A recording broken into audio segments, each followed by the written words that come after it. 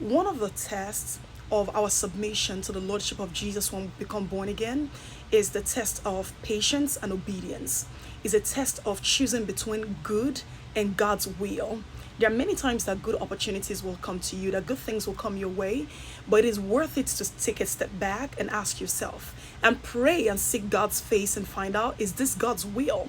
Is this God's desire for my life? Is this something that God intended for me to have at this time?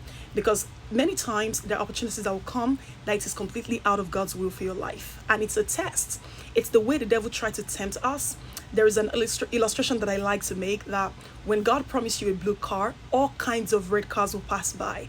Your favorite brand, your favorite color, the latest one. But you have to hold God by his word and be obedient and be submitted enough to wait on God's will and say, you know what, this is not what God promised me. I am going to wait on the Lord, because best believe, whatever God promised you, it might take time for it to come, but when it comes, it's going to cancel out everything that you thought you missed out on. I promise you that.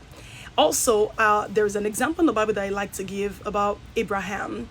You know, God promised Abraham a child, quite all right, but he was not patient enough. He didn't obey God. He tried to do it in his own way, and he got Ishmael. And when Ishmael come, is having a child a good thing? Absolutely. But having Ishmael was not God's will. It was not God's plan. It was not God's way or desire for Abraham to have a child that way. And when that child came, he fought the promised child that God had promised him. He paid for that disobedience. So I want to speak to you today. I want to encourage you that when good things come to you, opportunities, a new job, an opportunity to get married to somebody, oh, this guy is a great guy, this girl is terrific, it is worth, just take a breather and go back to the Lord and seek the face of God and say, Lord, I present this back to you. Is this your will? Is this what you want for me?